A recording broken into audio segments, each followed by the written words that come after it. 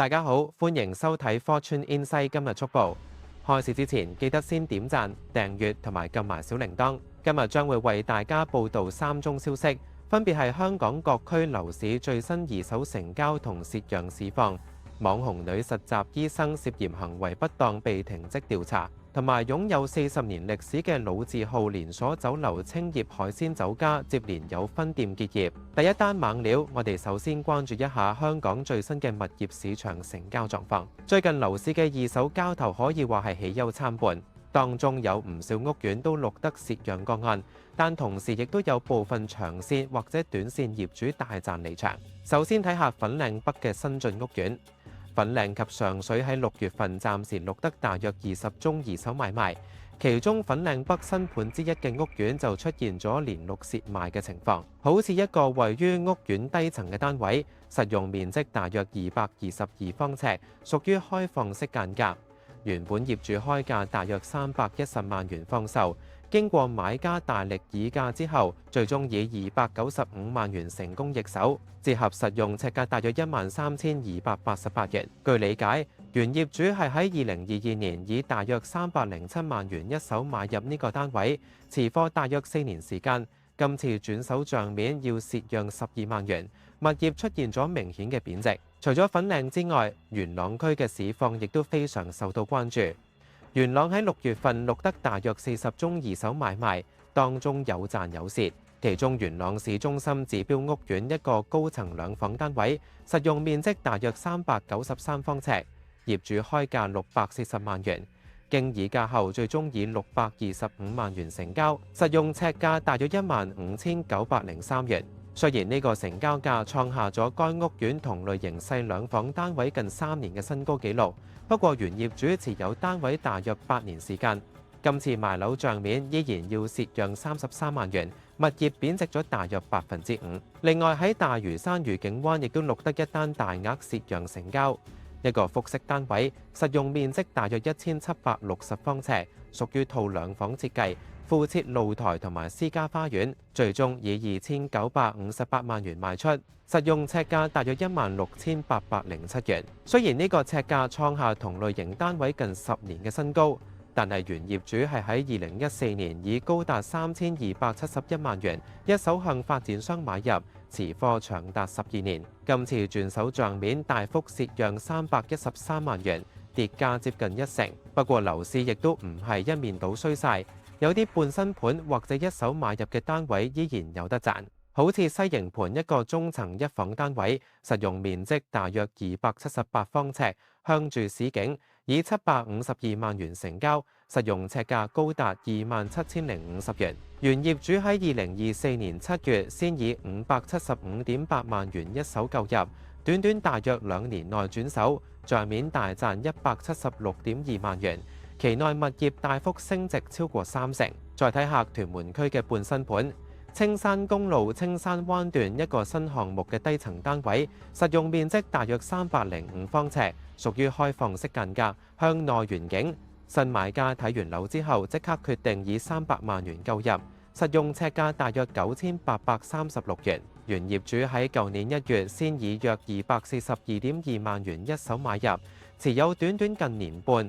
帳面就賺到大約57.8萬元，升值接近4成。至於短線獲利方面，沙田第一城亦都錄得一宗極速賺錢個案，一個中層兩房單位，實用面積大約304方尺，原本叫價480萬元，減價4萬元之後，最終成交價係476萬元。實用尺價大約15,658元。最驚人嘅係，原業主喺舊年5月先以395萬元購入單位，持貨僅大約1年時間，帳面就已經獲利81萬元，物業喺1年內升值咗大約1/2。同樣喺屯門區，居屋自由市場亦都錄得短線大賺個案。美樂花園一個高層3房單位，實用面積大約695方尺，以補價自由市場，叫價大約638萬元。經議價之後，以620萬元成交，實用尺價大約8,921元。原業主喺今年2月先以大約545萬元購入，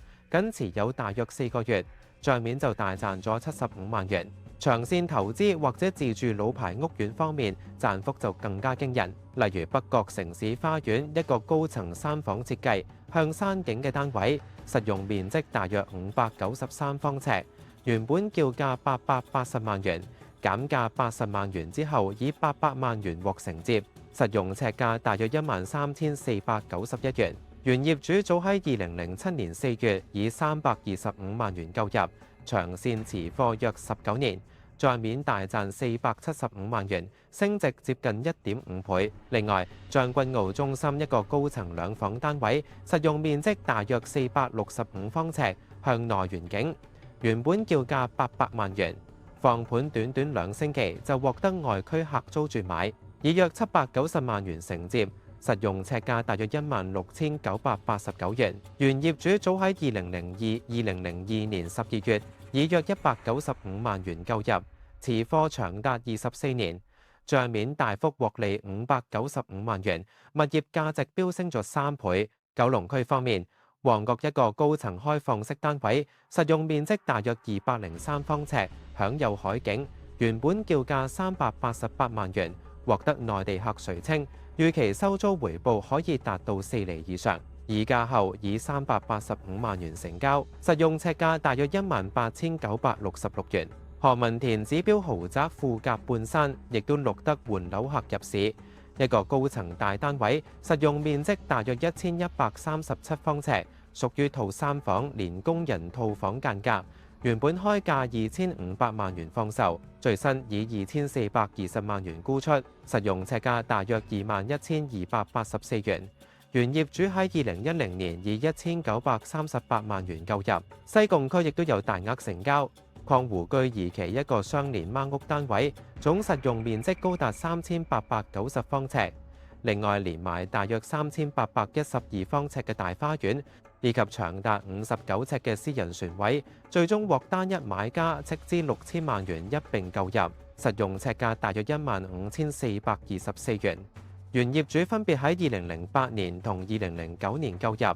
今次帳面合共賺咗1,520萬元離場。從呢啲多管齊下嘅成交數據可以睇到，而家香港樓市買家全面回歸實用主義，長線防守力強嘅老牌屋苑依然享受到歷史升幅嘅成果。但係近年高位入市嘅部分新界開放式單位就普遍要承受一定程度嘅蝕讓壓力。第二單猛料，我哋轉向關注一宗涉及醫療專業操守同公立醫院系統安全嘅嚴重事件。最近有一名喺香港公立醫院任職嘅網紅女實習醫生，因為喺個人社交平台上拍片同分享工作點滴而擁有一定名氣。佢嘅網名叫做 Angel， 並且開設咗名為 Angel the Medic 嘅個人影音頻道。然而呢名女實習醫生最近接連被揭發出一系列極其不當嘅違規行為，引發社會各界同醫療圈子嘅強烈譴責。最先被網民喺社交平台踢爆嘅係佢喺明愛醫院實習期間，竟然擅自走入一間平時有嚴格輻射防護控制措施嘅室內 X 光室，違規使用一部俗稱 C-arm 嘅流動式 X 光機，為自己嘅膝頭進行拍攝。呢個舉動除咗涉嫌違反安全指引之外，亦暴露出佢對醫療儀器使用權限嘅輕視。隨後佢再被爆出更加離譜嘅事，當佢之前喺律敦治醫院實習嘅時候，為咗進行一項肛門直腸鏡檢查，佢竟然打電話召喚自己當時正喺屯門醫院當值嘅住院醫生男朋友。結果呢名男朋友涉嫌放低自己當值醫院嘅工作，跨區跨院跑到律敦治醫院幫女朋友手。呢個行為當時已經受到院方嘅嚴正告誡，但係一波未平一波又起。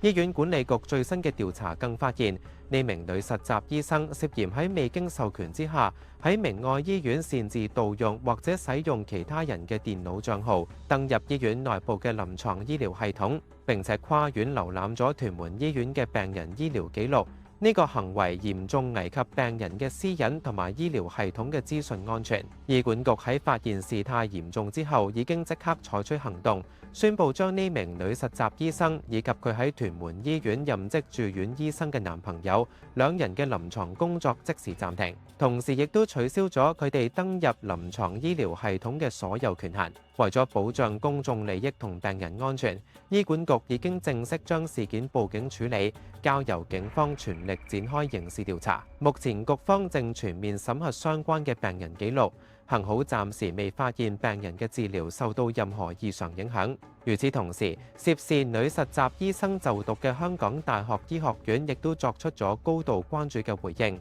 港大醫學院強調，佢哋對任何不當行為都採取零容忍嘅態度，並且已經嚴肅跟進。醫學院已經向全體臨床專業嘅本科生以及實習醫生發出電郵，重新秉持醫療專業操守、誠信以及社會責任嘅重要性。港大醫學院指出，如果喺調查完成之後，證實相關實習醫生嘅執業能力同操守不達標，最嚴重嘅情況下，醫學院將會向醫院管理局中央住院實習事務委員會提出建議，直接終止佢嘅實習資格。呢個決定將會直接影響佢日後能否順利執業成為正式醫生，代價可以話係非常之沉重。而涉事嘅女實習醫生喺東窗事發之後，已經將佢原本大受歡迎嘅個人影音頻道內容全部清空。佢嘅個人社交平台頁面亦都已經完全關閉，試圖平息網上嘅輿論。醫管局發言人特別強調，局方對公立醫院服務病人的醫生喺專業操守、個人行為以及工作紀律方面都有極之高嘅要求。醫生除咗要擁有救治病人嘅專業醫術之外，更加必須具備良好嘅醫德，時刻將病人嘅福祉擺喺最優先嘅位置。今次事件涉及擅自登入臨床醫療系統、瀏覽其他醫院嘅病人記錄，性質十分嚴重。因為公立醫院嘅醫療系統儲存住全港市民大量敏感嘅個人健康資料，任何未經授權嘅查閱都係對病人私隱權益嘅重大侵犯。醫管局重申，絕對唔會縱容任何破壞醫生操守同病人安全嘅行為。未來除咗會配合警方嘅刑事調查之外，如果發現當中有任何人違反醫生守則，必定會毫不猶豫咁將個案轉交俾香港醫務委員會去進行專業聆訊同跟進，絕不姑息。呢一連串嘅違規醜聞亦都令到公眾開始關注實習醫生喺培訓期間嘅監管有冇漏洞。期望院方同醫學院能夠借此機會深刻檢討，加強對新進醫療人員嘅職業道德教育，以重建市民對公立醫療體系嘅信心。第三單猛料，我哋關注一間陪伴咗無數香港人成長、見證住社區變遷嘅老字號連鎖酒樓品牌最新動向。近年香港餐飲業面對好大嘅經營挑戰，市場更迭非常頻繁。好多承載住街坊集體回憶嘅舊式酒家都相繼結業。最新宣布結業嘅就係擁有超過40年歷史嘅老字號品牌青葉海鮮酒家。青葉海鮮酒家官方近日正式宣布，佢哋位於土瓜灣嘅分店因為租約期滿之後未能成功續租，將會喺2026年6月21日星期日晚上10點正式結業。呢個消息一出，令到好多長年光顧嘅街坊同食客都覺得非常可惜同無奈。土瓜灣分店其實早喺2019年4月就已經開業，喺過去嘅7年時間入面，一直主力服務周邊嘅社區，成為咗好多家庭聚會同街坊飲茶嘅首選地方。酒樓喺分店門外同埋社交平台專頁貼出咗結業通告，感謝各位顧客多年嚟嘅支持同厚愛。並表示團隊一直以嚟都全心全意將青葉打造成一個充滿溫暖同埋歡笑嘅社區家園。店方亦都承諾喺餘下嘅最後營運日子入面，依然會繼續保持一貫嘅3優宗旨，即係為大家提供優良服務、優質出品同埋優惠價格嘅餐飲體驗。同時亦都誠摯邀請街坊之後可以去到集團旗下剩餘嘅荃灣店同埋佐敦店繼續光顧。其實今次土瓜灣店嘅結業之所以引起咁大迴響，係因為呢個創立超過40載嘅老品牌喺短短2個月之內就已經接連失去咗2個重要據點。回顧唔多耐之前嘅4月19日，青葉海鮮酒家位於屯門嘅分店就喺冇任何預警嘅情況之下突然宣布結業。屯門分店可以話係非常有標誌性，佢擁有充滿古典特色嘅紅磚外牆同埋極之寬敞嘅廳堂。最難得嘅係店內其中一個大廳依然完整保留住富有年代感嘅龍鳳大禮堂裝飾設計。呢種設計喺現今嘅香港已經越來越罕見。佢見證過無數屯門街坊嘅婚宴、滿月酒同埋各種喜慶聚會。